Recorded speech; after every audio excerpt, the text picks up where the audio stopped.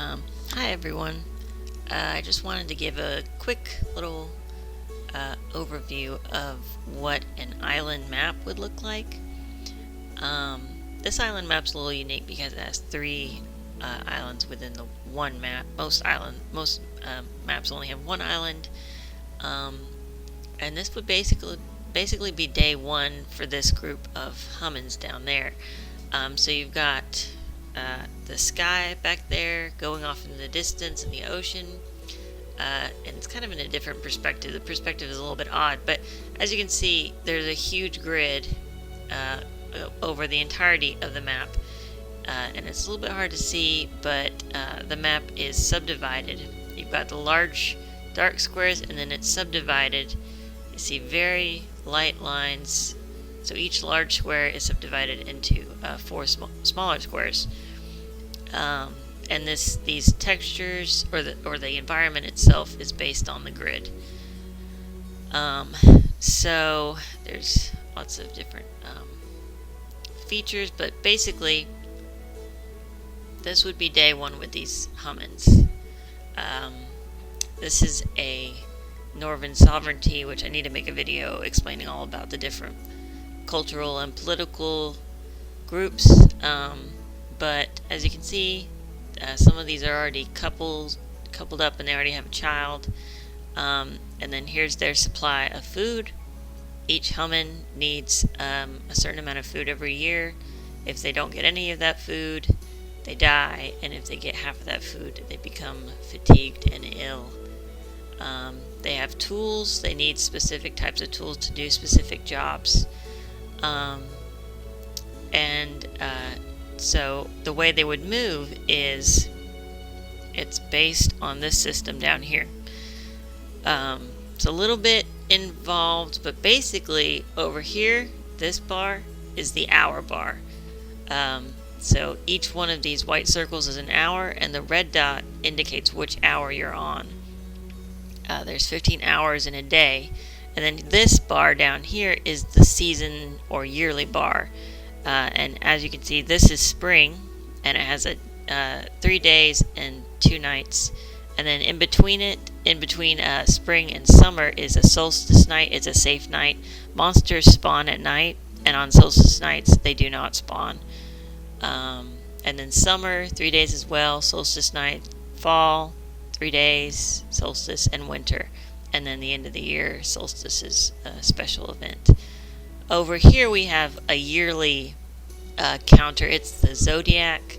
So this is, we're on the year of the growth zodiac. And it's green, and its symbol is a tree. And next year, once we get through this counter, it'll be the next year, which is the year of tradition. Its color is this brown color, and it's also, the symbol is a mountain. And we get to yellow, which is peace and the sun, and then it starts over with red, which is power and hummin. Lime is,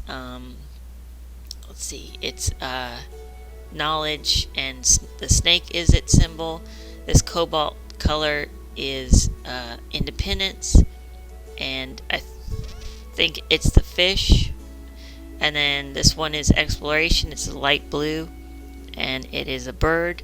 And then this one is spiritual. It's purple, and it is the moon. For these people, though, it's year one. So each human gets 2 actions per hour. So what you have here is, over here is the layers. This is an art program, so everything is a little bit odd for people who don't know about, haven't ever used art programs. It might seem a little odd, but basically, I go over here, I click on a hummin, and I clicked on him, and then for the first hour of the day, I can go up here, and they move one huge square at a time.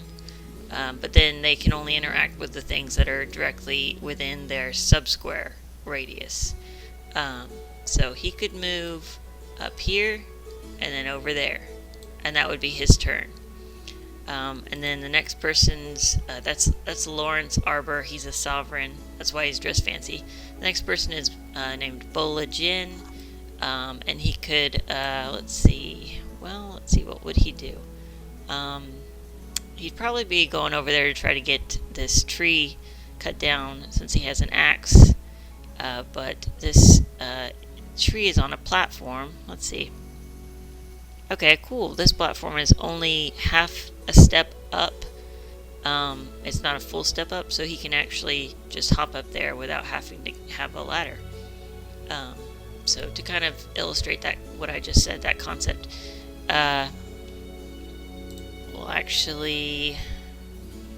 we'll just move him over here. So if you see, this is a step up. There's a shadow. It's a little bit off, but this is a half step. So this is the vertical area, and this is the horizontal area, and he'd be able to get up here, and now he's up there. But if he tried to go from this area, this platform, this bit of grass, up to the top of this stone, he wouldn't be able to, because that is a full square of height. He would need a ladder. But here, he is taller than the vertical, so he can climb up there. So he would move 1, 2, and they're in a kind of a sequence. So I just go down the sequence. And let's see, the next person is Bowden Basset. This is Bowden. He has a little wife. Let's see, he would probably go towards this stone, and he'd be here. And that was, so he started here in this square. Then I moved him to this square and this square. The 2 actions. So then the next person would be Nima. She's got a fishing pole. So I'm going to move her 1 square, 2 square, over towards this water, so then I can get her fishing. And I have a generator for fish, and how likely it is for her to actually get a fish. And then I flip a coin to see if she can even reel the fish in. And there's all sorts of different types of fish. There's there's medicine fish, and then there's big fish and small fish and giant fish. The next person is Hisan Oro. There's different cultural, political, and racial groups. And that's just, I can't go into it in this video, but it's just because he's a unique individual in a way, because he's like, okay, you'll find out in a later video. But that's his partner, and they've got a little baby. And as you can see, the baby is a boy, and it has the same color hair as his mom does, so that's really cute. Same skin tone too. So Hisan, I'm not sure. Maybe he'd go over towards this grass or something, but let's move him there and then there.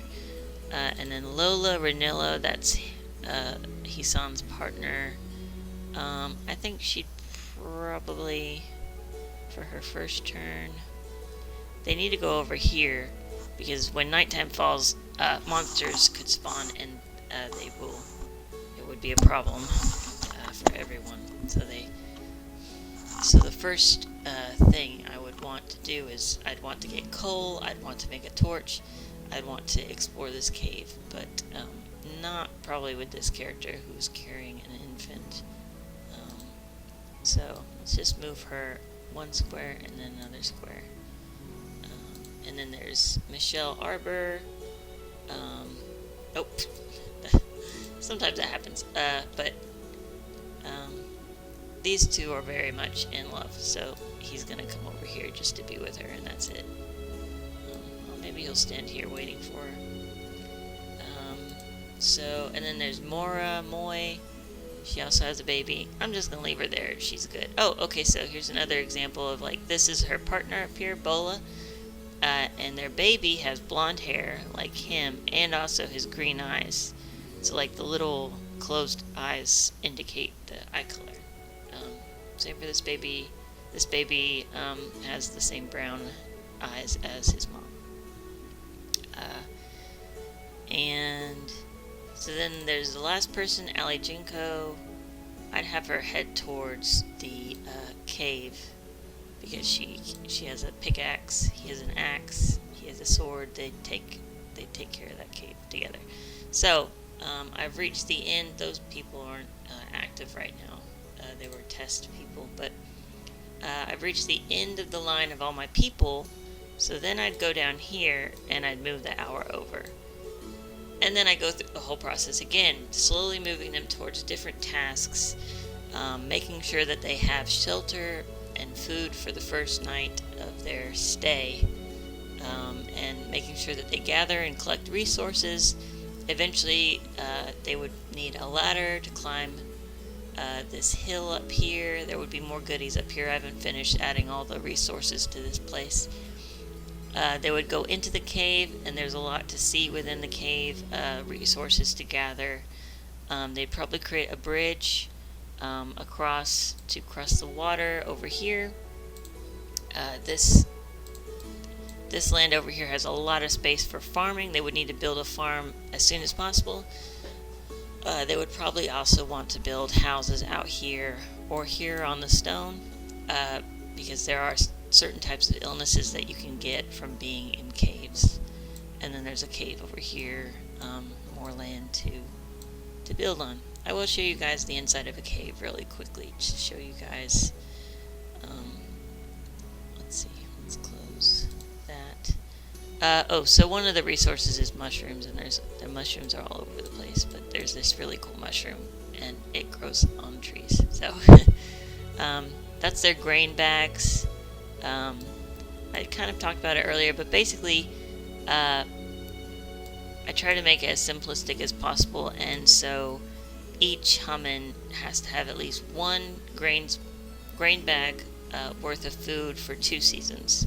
So they need 2 bags for a whole year, and if they don't get one of those bags, they become fatigued and ill, and instead of 2 actions per turn, they only have 1.